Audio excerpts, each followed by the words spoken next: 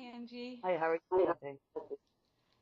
I'm good, right? So I'll just explain a little bit about what we're doing here. I'm going to, we're chatting. I'm going to ask you some questions about, just to talk a bit more around subjects or to clarify some of the material that Miles recorded when he came to interview you. Okay. Yeah. So we're talking about Woodland Manor basically, and the first the reason that we started to do the video was there was some question as to whether there was a forest. I don't remember that you actually used the word forest. You must have around Woodland Manor. So you'd like to clear that up in terms of your memories as a child and what you experienced. Okay. Yeah, because part of dissociative identity disorder is a difficulty with sequential anchoring of memories, frozen memories, and then I've moved 4 to 6 times. I'm not justifying, because it's part of the condition of MKULTRA stuff. It's just the memory, there's memory gaps, there's memory confusion, there's sequential confusion. You've been keeping track of what the CIA and the Defense Department have been doing for a long time as far as using us as guinea pigs for mind control and other types of horrible things they have in mind for us and the rest of the people in the world. What are some of them? Well, it started out basically with the CIA doing experimentations on their own men to discover if they could get rid of agents who were going to quit the department and still had classified information. So they utilized different types of drugs and pain and hypnosis and electric shock to try and get the guys to forget. Then they also did experimentations to using different chemicals to see if you can induce a person to commit a crime or induce him to do that or to do this. Of course, the CIA claimed that it didn't carry it through. The documentation we got was actually that they did that. Then we came across the overall project called MKULTRA. Its earlier code name was Artichoke, and that included 149 sub-projects. 149. Yeah.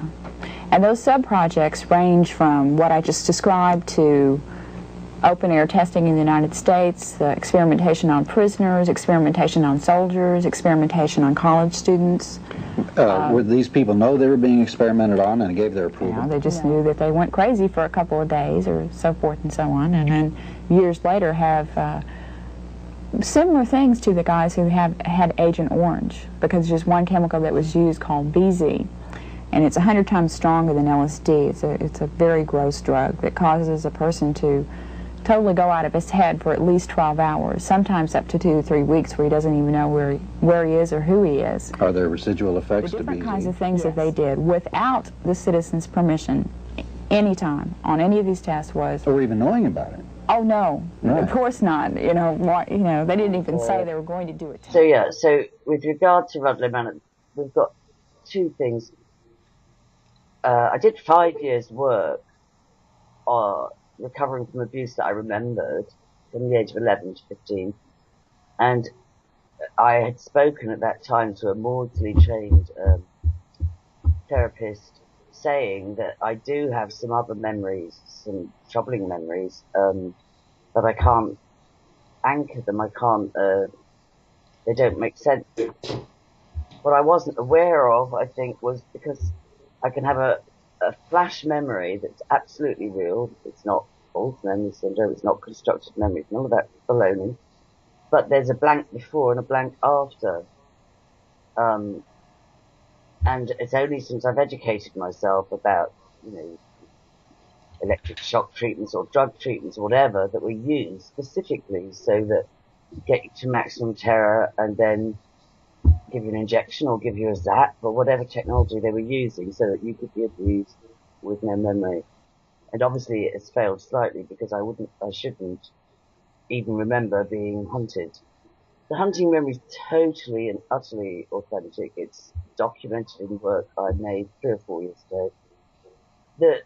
Whether it's RAF Rudloe Manor is the issue, I think, where there's room for, with a frozen memory, I'm just seeing I call it a forest, but I believe I was around the age of 8. A forest at 8 can be a woods. So I will just to break it down how that I placed that there. And I had said to Miles a couple of days after the interview, do you know what? It could equally have been Halton. I've got a complete blank, as does my mother, as do 2 of my siblings, about where we went from returning from Gibraltar to landing at Rudloe Manor. So we came back from Gibraltar around July 65. And then there was a kind of a haze about where were we until we got to Rudloe Manor about October. And I've asked my mother to piece it together for me, but she was subject to electric treatment, like she was taken into military hospitals for sort of 9 or 11 weeks at a time and given intensive electric shock treatment. So she kind of thinks we came back from Gibraltar, we waited around Halton.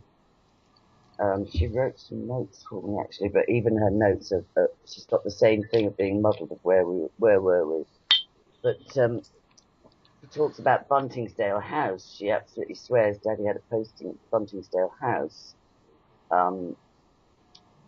near, that's also near RAF Halton, where they still do training. But when I look up Buntingsdale House, it was indeed an Air Force base during World War II, but officially it was not used after 1945 until again it became an army base in the 70s. But Mum had it that Daddy was working at Buntingsdale House. What county was Buntingsdale in? What county is that? Buntingsdale base house. Got it. Training.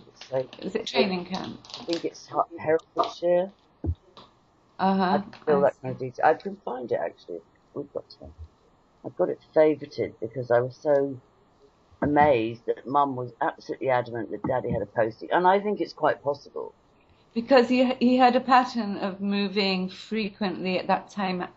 Your mother was moving from home to home at a tremendous rate too, wasn't she? How many homes did she have when she had children, young children under 5? Well, I can trace that back as well. They started life, I've got my piece of paper, but again, she's got muddled versions of where, and there seemed to be an awful lot of changing and sudden Daddy being seconded. So it's almost as if they'd park Mum and the kids somewhere, and then Dad would get sent off here for 6 weeks, or there for a week, or there for a month, or suddenly they'd be posted somewhere else, or they'd be called back early off holiday. There seemed to be a lot of Dad was in catering, and there were reasons given like, oh, there might be a strike, or we need to up the standard of catering on such and such a camp, or you need to go there because there's a high-level meeting. There was always a reason, but it seems to me it wasn't. Yes, I mean, yes, it's extraordinary. For example, the time that you tell about him going off to a ship where the South African heads of state, is it? Yeah, yeah. And it seems you felt, I think you said to me that he was put into the catering car to cover frequent moves around. That's a theory. To make it plausible, because he was, by vocation, he was a horse whisperer, really, wasn't he? Yeah, he's a country man, obviously. And this is why they wanted him around big time. And he had 4 daughters. 5. Possibly, five daughters that were generationally and currently dissociated due to trauma. Yeah, absolutely.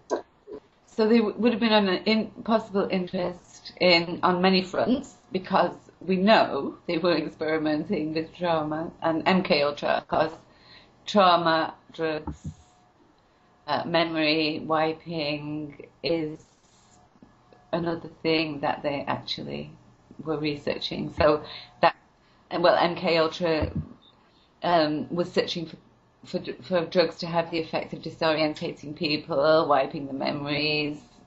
Absolutely. So it can make these. If the DID, you wonder sometimes if there was some sort of drug intervention, or is it just the DID that gives you fragmented memories? I think it's a two-pronged thing. I think the first 6 years of life are the 6 years when they can have the biggest impact on the brain. The earlier they start, preferably in utero, preferably with generational history, that you'll be predisposed to being easily mind controlled.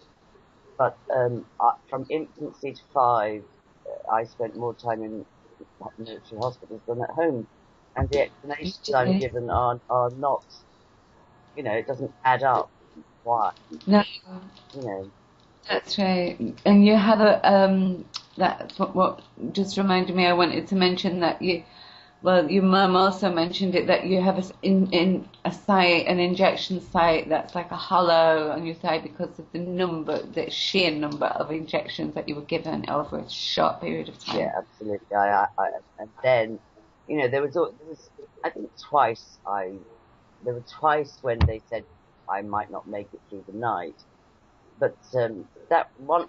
And may I just say that, would you like to mention about your out of the body experience during one of those times that you didn't make it through? You did. I might possibly have talked about that, but I want to clear up the forest thing first, Okay. and the Rudloe Manor thing, just because that's very, I know Rudloe Manor and all around that area, Salisbury Plain, it's known on many levels, so I want to clear that up first.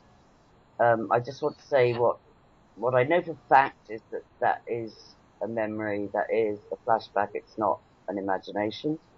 I can still see the forest, I can still see where I tripped up, and I can still see men around me urinating on me, and then I go blank. So, and then I thought, because the thing as well, okay, I'm getting feedback there, right, that's better. The thing as well is when you've got a memory that's so troubling, it doesn't have a context to a normal human being, you try and make sense of it so that you can file it away. It's like, well, that's random, or that's unpleasant, or that's horrendous. And if you can't frame it, so just the work I'd done on it, trying to put it together was, I think I was around 8. I do know that we lived in some corporal's quarters, and then, as far as I recall, there was then a playground, and then there was woods, I think, and then the officers' quarters where my sister and I used to go for piano lessons. And I think we used to ask, can we cut through the woods to the officers' quarters for our piano lessons? And Dad used to say, no, you have to walk the roadway, you can't, you must go the long way round. And then I spoke to somebody on a Rudloe Manor site that's still serving in the Air Force, and she said back in the 60s, the officers' quarters were the far side of Park Avenue on the Rudloe Manor base. And I Googled, so that was me trying to piece together. I remember the forest, I remember running, I remember tripping, I remember being urinated on, and then nothing. So whether, I've Googled, we both Googled Rudloe Manor, and there's woods. My dad was shooting, he would always be off shooting with dogs and guns, and so, there's woods, plenty of woods. And the other thing that is a clue for me to try and piece it together, and I will ask my mother this as well, is I had 2 pet baby squirrels from the woods. And what I was told was some boys with catapults frightened the mother off, and she abandoned them. So I was allowed to keep them for pets. But I was only told that. I don't have any memory of where I got 2 baby squirrels. I don't have any memory of climbing a tree and rescuing them. I just know I had 2 baby squirrels from the woods. Mm-hmm. And I'm pretty sure that was Rudloe Manor, because when Daddy got another overseas posting from Rudloe. I think he got sent to Madeira on an unaccompanied for a year. And we had to move, and Dad said, right, you have to give the squirrels away. So we gave them to the nuns in Corsham, where we went. There's a Catholic primary school in Corsham, St Patrick's. I do wonder whether it was linked into the programme, but it was. Well, you do know the underground base was at Corsham. Yeah, well, we went.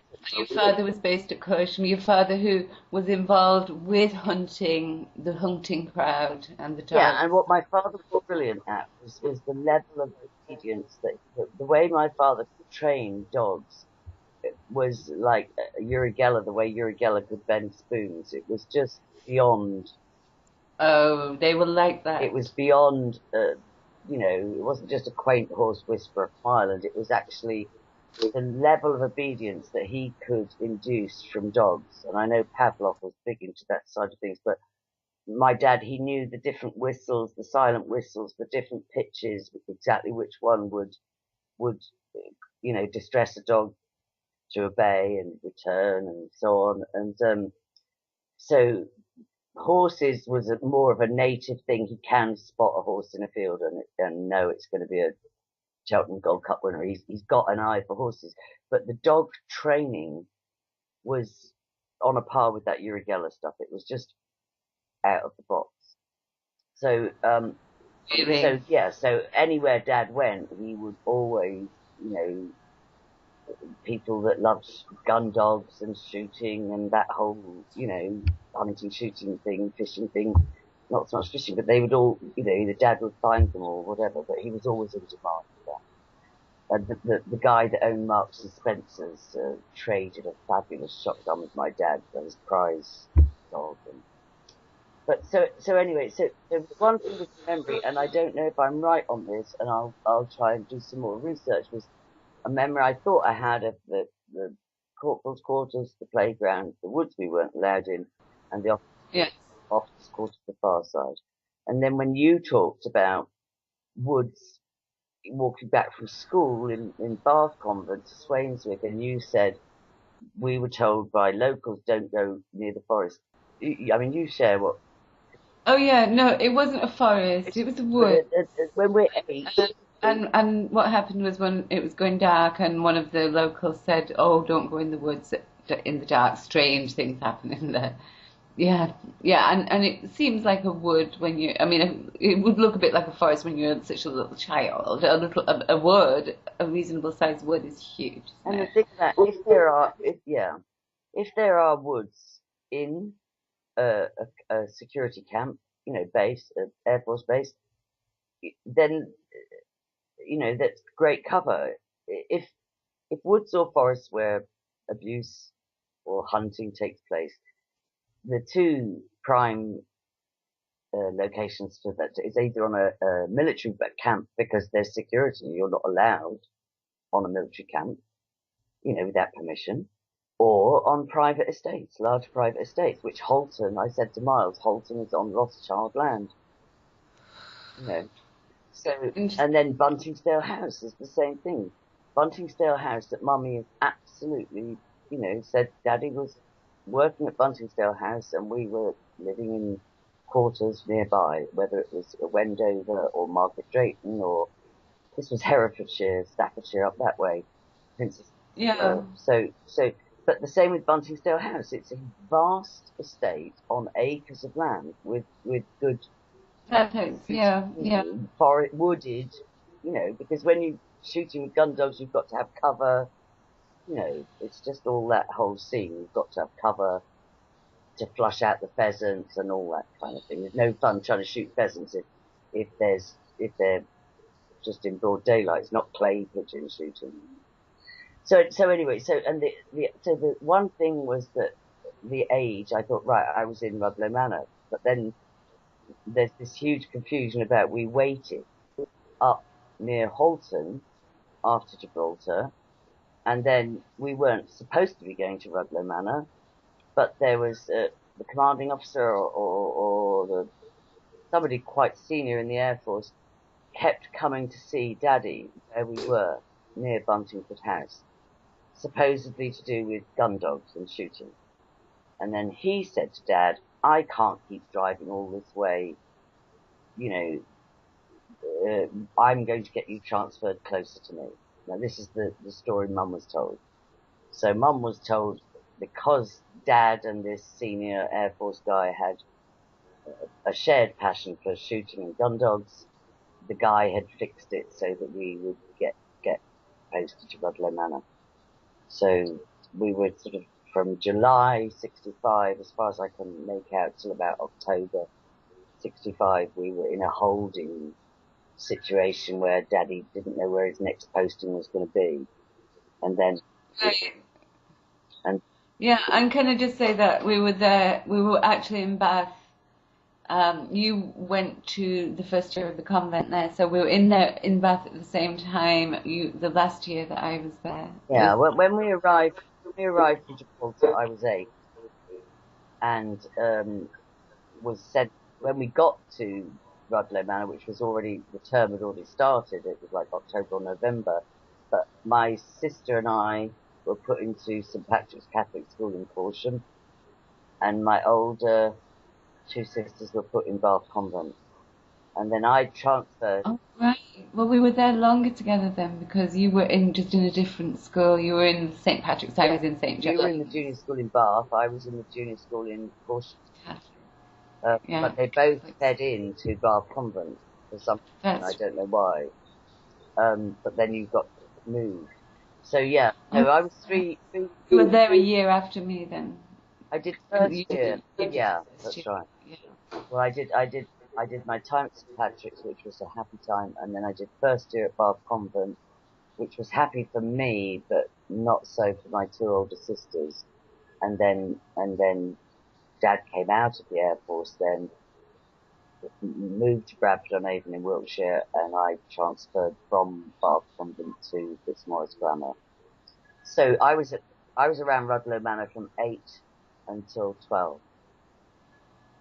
And we're the same age, and I was there 4 until 11, Yeah. almost 12. Yeah, it's interesting. And and if I wasn't there, this is why I'm saying to Miles, don't get hung up on, is it Rudloe Manor? I do know, all I know is it wasn't Gibraltar. I was in Gibraltar from 5 to 8, and Gibraltar is I have memories of Gibraltar, but Gibraltar's it's a rock. So the forest the 2 hunting memories I have that are absolutely frozen memories and absolutely clear, were flat ground. They were forest. So it wasn't Gibraltar. Yeah. So I definitely know. I was in Gibraltar 5 to 8. There was a 6-month floating around Holton, RAF Holton, which is a huge estate attached to the Rothschilds. It originally was, the Rothschilds have an amazing house and something like 10,000 acres, and they originally offered the Air Force to base themselves there, possibly in the Second World War, and so they might have given them, I don't know, 1,000 acres, I don't know what it was, and then Rothschild formalised it and said, actually, I'll gift it to the Air Force. That's interesting, because I've traced a link on 3 tracks to Rothschilds in my background. The Bath Institute of Medical Engineering was funded in part by, that was Nuffield. The chap on the board worked for Dawn Day, and Rothschild had just bought that. He bought that in 71. Yeah. And then my partner's godfather teamed up with a guy who worked for the same bank on that branch. And then there was another, my dad's company was taken over. Peter Parker was the director after my dad left, just after my dad left, and he was a director of Dawn Day as well. So through my dad's work, through my partner, and through this Bath Institute, Rothschild, and I'm thinking, 2 steps away to Rothschild, all on 3 different lines. I'm pretty sure that in my, quest for like some hard facts on what might have happened. Yeah, I think, they say the Rothschilds, between Rothschilds and the Rockefellers, they own the world. They are the power behind the throne. And being associated with the Catholic side of things, the Jesuit side of things, because we were at Catholic schools, and then there's the Rothschilds there in the background, very closely standing there in the shadows, if you like, because they owned the bases, and your father was going to meetings and so on. He just kept getting mysterious. Oh, you have to go so and so. Mysterious. I think they used to call them secondments. And see, the catering corps is a good cover for that not being mysterious. Oh, he has to go and cater this. He has to go and cater that. He has to go and But it, absolutely. I mean, look, Angela, with your history in later life, it's like the contacts you made, the people that you just seamlessly ended up associating with. As we've discussed, it's a program. It's the Monarch programming, really. Absolutely no doubt about it. Yeah. So that's all I can say to Miles. I have it that it's around the age of 8. Herefordshire, Buckinghamshire, Wiltshire.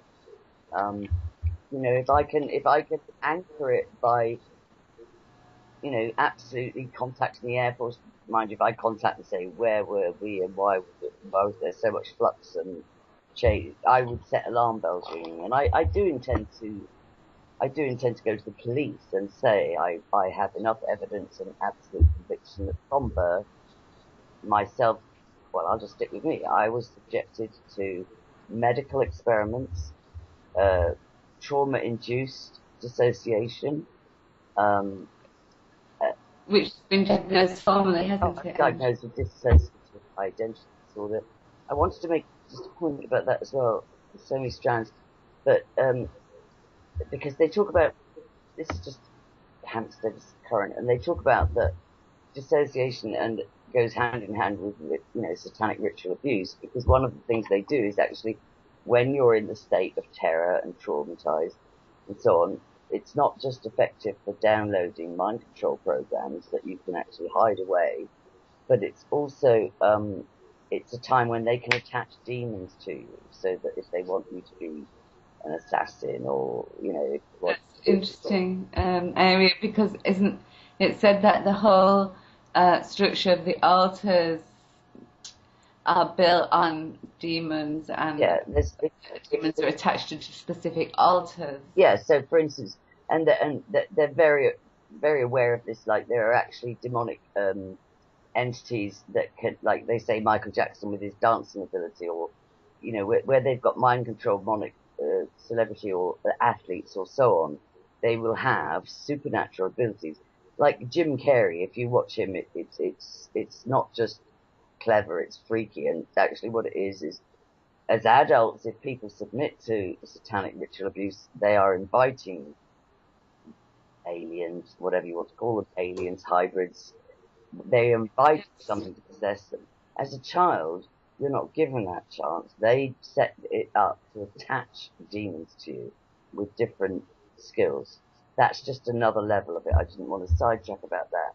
But so the DID I can still suffer from, but because I've consciously, to the best of my ability, cut myself off from everything dark that was done to me and everything generational that was inherited in terms of abuse and Yeah. I mean, we were talking about memory drugs, weren't we? We were just, if I can just interject there, because we were talking about memory drugs, and a lot of people maintain, oh no, you can't be hypnotized to forget, oh no, but in actual fact, scopolamine was being used from the 50s. It's well in use by then, and it's known that will leave you not remembering in itself, let alone what other ones they've developed. And I had a story about, I lived about 3 miles as the crow flies from Woodlow Manor as a child, where the deep underground base is and where Angela's father was stationed. And the girl next door couldn't be woken up one morning. They had to come and get an ambulance, take her to hospital. She woke up late that afternoon. Fine. Yeah. And I'd like to say that I needed hospitalising up to the age of 5. Well, why is that? Oh, you got bronchitis every time you were teething. I wasn't teething till I was 5. you've got double pneumonia. Okay, well, that's a one-off. You know, I've got children. They've had a hospital admission for bronchiolitis, whatever. You stay 3 weeks. It's not the best part of the first 5 years of your life.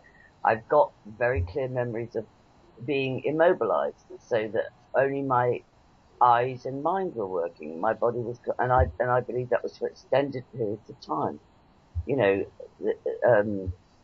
so I've got no doubt whatsoever. I have enough memories and enough symptoms. So the point I was making was just because somebody is in adulthood who's consciously, you know, I did 5 years work on dissociative identity disorder, and for the most part I don't dissociate unless I'm traumatized. Even like if it's anesthetic for a surgery, or if I get adrenaline floods in my body, I can get adrenaline block-ups. I've got a scar here which I never remember getting. I've got a scar here which I never remember getting. I've got a very marked indentation on my leg, which my mother tells me was from one of the times they thought you were going to die, so they just injected you too many times and they damaged the muscle. You know, and then I've got like, we must do a video on that one time on random scars and things that we've just believed some, you know, but it doesn't make sense. There is no sensible explanation for me being in hospital most of the first 5 years of my life and every winter in the Air Force for at least, 3 to 6 weeks every winter, you know, and asthma and bronchitis, that doesn't quite, no, I'm not buying it. So I'm sorry, it's quite possibly Vagina, and woods, if there was secure ground. I just thought it was interesting, as I understood what you said about walking home from Swainswick, was that the guy saying to you don't go in the woods, it wasn't just like, you know, don't go into the woods, ha ha. It was like, to me, what I understood you saying was there's stuff going on there you do not, you know, like it was a warning, like, and it would be very much the thing that locals would say, there's stuff going on that RAF camp that you'd best ask no questions, but just don't go around it, you know. So, and my mother shows absolute, you know, profound evidence. I mean, she knows consciously that twice she was hospitalized for electric shock treatment. I don't know that, but I do know that I spent way too much time in hospital for the first 5, 6 years of my life. Yes. I have way too many memories, you know, which I didn't want to deal with. And I have way too many symptoms. You know, I've moved 46 years in my life. On the subject of memories, your mum said that she was told that memories would be selectively removed as a result of the treatment. It was experimental treatment, electroconvulsive therapy, which combines inducing a fit. What do you call it when you have a total fit? Inducing it. That's what the convulsions are. They give you injections to induce these convulsions, and shock treatment. And on the Bath Institute of Medical Engineering, 3 miles from where I was living, was this board of people. And it's so interesting because one was a colleague of William Sargent on that board that was like prominent in that organisation, and all the guys on it. There's so many eugenic, top of the range eugenic guys. Darwin's great grandson was on it. He was the colleague of Sargent. He did the electric convulsive therapies himself, and we know William Sargent was MKULTRA. It's just, you know. Yeah, and so when they take mum back to a time of trauma in her life, and then they would shock it, and they were telling her that the hope was it would be groundbreaking treatment. Do you think that they were abreacting her and getting her to recall memories and then having them selected? My mother was a bit of a loose cannon because she kept going off program. She kept, like, for instance, her godmother's brother-in-law was Stan Albury, the MP. They were going to post Dad. They were going to post Mum. They kept posting Dad technically to one camp, and they'd park mum with these kids, and then they would just, she'd be like stranded because they'd send dad. She said dad got sent to, where was it she said last night? What was it, Wootton Bassett? I wrote it down. No, Winterbourne Gunner. They sent him off to Winterbourne Gunner. They sent him off to Buntingsdale Hall House, which wasn't even a RAF camp since 1945 officially. Is this while you were in Bath? And is it all this secondment? When was it? Mostly up to the age of 8 or 12, was it for you? Even in Rudloe Manor, you see, this is what's so bizarre. That we apparently went to Rudloe Manor because a senior person in the Air Force fixed it for Dad to go because of his ability with gun dogs and shooting. That was the story. But then at Rudloe Manor, Dad got sent off to Madeira to the Persian Gulf for a year, unaccompanied. Leaving you and your mum and 3 children, was it? 5 children alone. 5 girls. But it's not about just where we were and military and hospitals. The reason I know as well that mind control and manipulation was going on, because it's not random.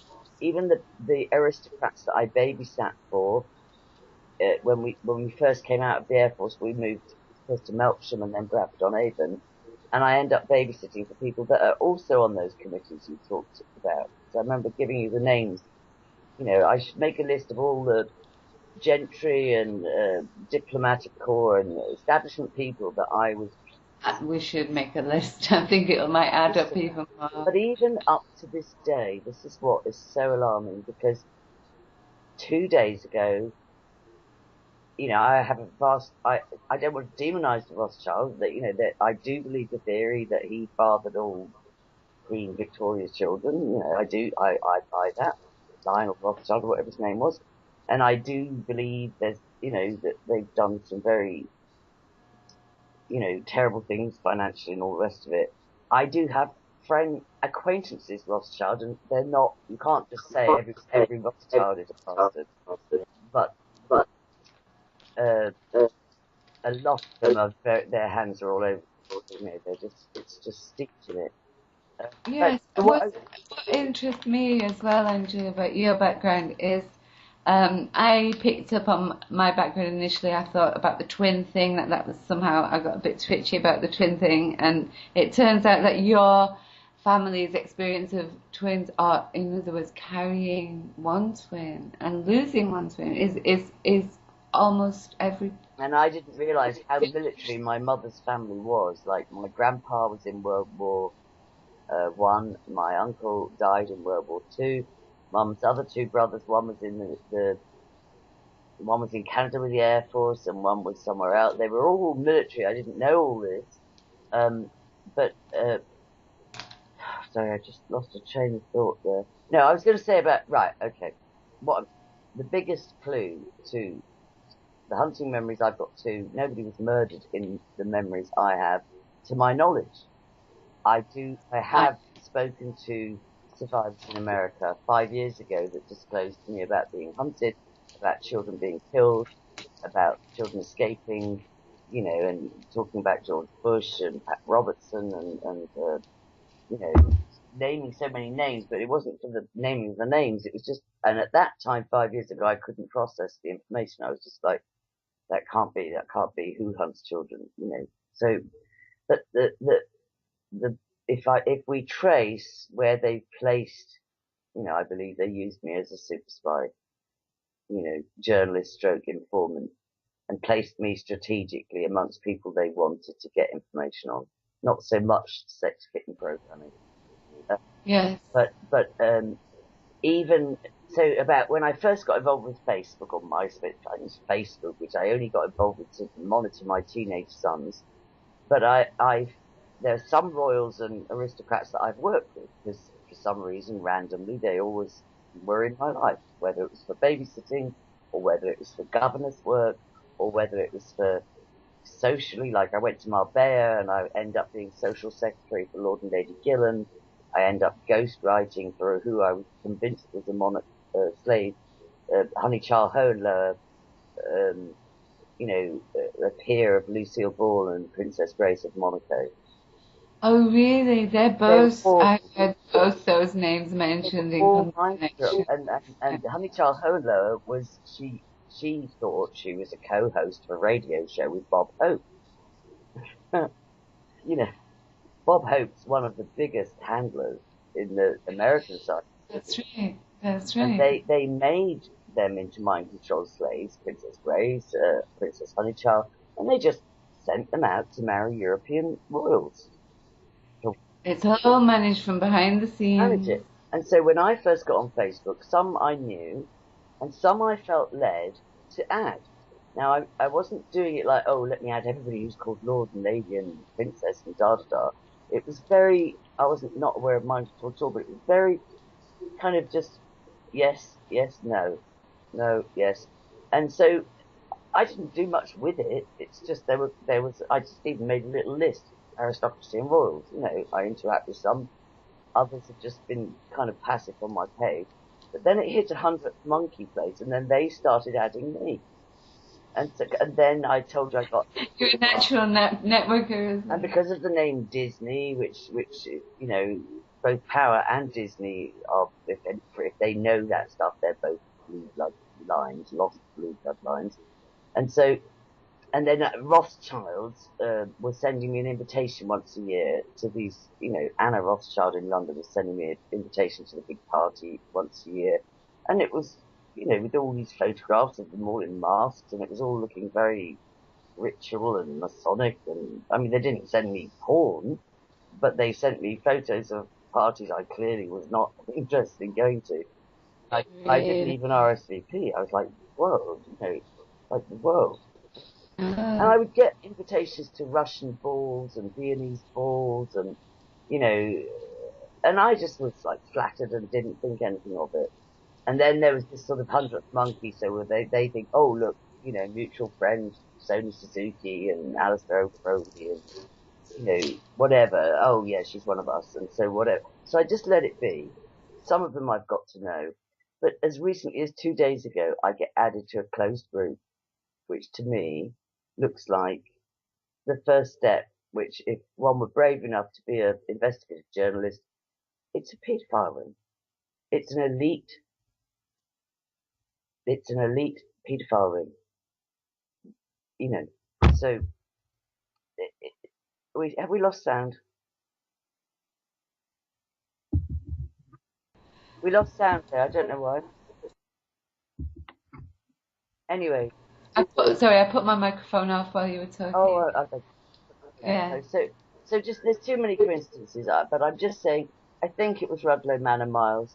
At this stage, I can't swear to it being Rudloe Manor, but the only other option is up fucking. Well, I say the only other option. They held us in a holding situation from July to October, and it was around Buntingsdale House, which was not a camp, but Mum swears it was a camp where Daddy was working. It could have been around there, or it could have been Rudloe Manor. And but I definitely know the squirrels were from the woods at Rudloe Manor. So there are woods. I know that because I know who gave my squirrel. We've seen it on Google Earth as Yeah. well. So We've checked it recently. There are woods now even. yeah. So just you know, all the way along, all the people I thought I randomly met, even in Hollywood, they were not random. It was all, you know, it was mind controlled. It was manipulated. But the point I was making as well is even the attachment of demons, you know, the way that you can be successfully mind controlled is get them as infants and work on them till 6 and embed horror, but also overlay it with drugs, which they were even refining deadly nightshade. I mean, I'm not an expert on pharmaceuticals, but I have no doubt whatsoever the drugs were there. So you start with trauma, you add in drugs, you use electric shock, and you use disorientating environments, like keep changing, keep having emergencies, and keep doing, you know, unexpected. You know, like my mother doesn't know how she came. Daddy was sent off somewhere. She's living in a house with a baby, and no, actually even pregnant. She's living in a house pregnant with their first child, and then next thing she's living in an officer's house. Yeah. and she doesn't know why. Like, she doesn't know, she doesn't have dementia or anything like that. But it's like, she's giving, my mother's 81, she's giving a history talk this Thursday night to 100 people. It's not that it's not that she's doty, or it's not that I'm stupid, but if Kathy and I sat and asked her about this same period where I remember being hunted, That's right. she was absolutely dissociated. She was absolutely, it was as if she was in a daze, like, what's wrong with my brain? Why can't I'll just write down a couple of bits. I'll just say the couple of bits. She's written, RAF Hornchurch. Well, I don't know of a site. Might be, I don't know what there is. Anyway, she says RAF Hornchurch, and then Craden Hill, Hereford, Buntingsdale Hall, Shropshire. Oh, I should have looked here. Yeah. Hospital, Wendover, Buckinghamshire, Norfolk. Yeah, so like Norfolk, Gibraltar, and then before Rudloe Manor, when we came back from Gibraltar, when we come back from Gibraltar, that's when she talks about being in a holding situation and being moved to Rudloe by this senior person because of the dog thing. So, you know, I don't know. Yeah, very good. Anyway, the details will go on, but I'd love to be able to clear it up a few miles. There are woods in and around Rudloe, not forest. The memory's absolutely authentic, I've got no doubt about that. Your mum's been great, hasn't she? And ongoingly, I do believe my mum will be an absolute goldmine, but none of us are going to fully recover, because that was the purpose. I wasn't even supposed to recover this much memory, nor were you, Kathy. It's like it's a fail. They call it a leakage. So that's all it is, really. Managed to blot out certain memories that have stayed there, yeah. And then it's just a rearranging of the memories you've already got, really, filed away, you know, under. I think it's horrific that I was hunted and urinated on, and hunted another time and dogs bit me, but that's peanuts to what they did manage to wipe, you know, or bury, you know. It's not a pleasant thought, actually. If that's what leads, God knows what. That is precisely what William Sargent was working on, completely wiping memories and reprogramming. That's he was doing, and his colleague was there 3 miles away on these committees of the so-called. It might have been a front because the eugenic experiments that were being done by associates of some of the people there were twins, social experimentation, human engineering, eugenic experiments around twins.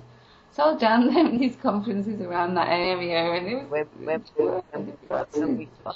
when we finish up and publish it, which we're working on, it all makes much more sense, because random memories we can anchor.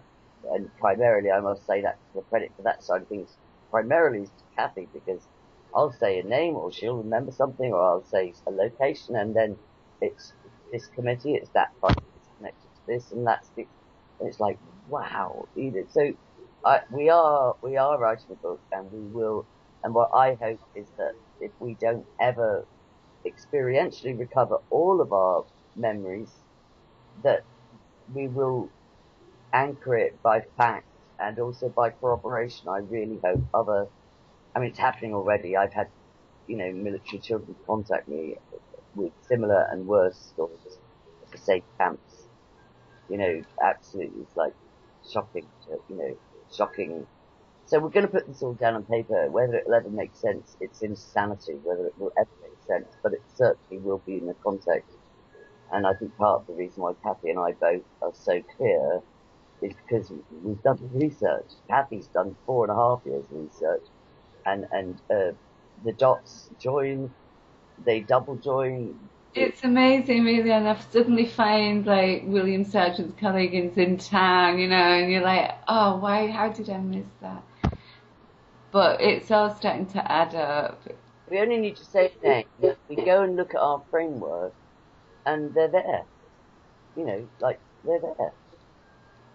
Yeah, it's like, because it's the actual truth. Whenever you look, you do find loads of stuff because it's the facts, and there's It's very everything. difficult. It would be nice for us to think we just had some bad nightmares and watched some scary movies.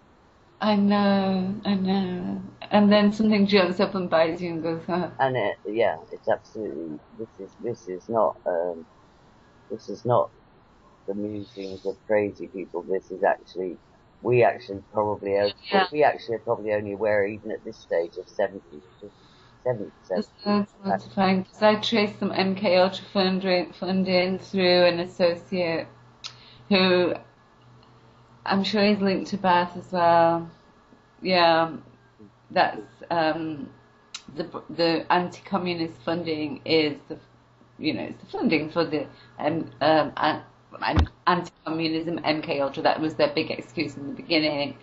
So there's a connection where they organized themselves into groups where they said they weren't accountable to any government or any authority. They were law unto themselves, and they could get this funding, and it came through the MKUltra funding. Richard Mellon Scaife, Scaife, sorry. So I'm getting links now to MKUltra and to our situation, which is what I'm trying to find, because I'm sure that it's related to that programming. I think it went to that level. Yeah, It wasn't eugenics and it's kind of like a hub. Bath and Porton Down. genetics. Ludlow Manor, Porton Down, It's Bath. it's all hereditary too. In your family, my granddad was like a hospice too, with 7 daughters or however many more. I think 11 it might have been actually. Daughters again, and then They look for people with generational abuse. Like my mum had her firstborn child. Dad was told go on holiday for 3 weeks because you're getting posted to Germany. So the baby's only 10. The baby's about 3 weeks old. They fly off to Ireland for 3 weeks holiday before Dad goes on ahead to Germany, and then all of a sudden Mum's told, "Oh, we're going back early. Leave the baby here with my sister, and go back to London and go back to work." Who takes a 3 week, 5 week old baby off you, and says, "Oh, my sister will raise her"? Well, my granddad, who was round the corner, was known to be a paedophile, and my dad left the baby there. So the bond is like shock trauma broken with mum and her firstborn child at whatever age, handed to his sister and exposed to his father, who's a known paedophile, and then his father, the known paedophile, brings his mum wouldn't put up with it. After a few months, she said, I'll work, but I want the baby here. I'm not just leaving my baby." So the paedophile father, my granddad, and my nan travelled back the baby, and it's too, and like the guy, like I was born in RAF Bedford. There's a woman working in the kitchens with my dad.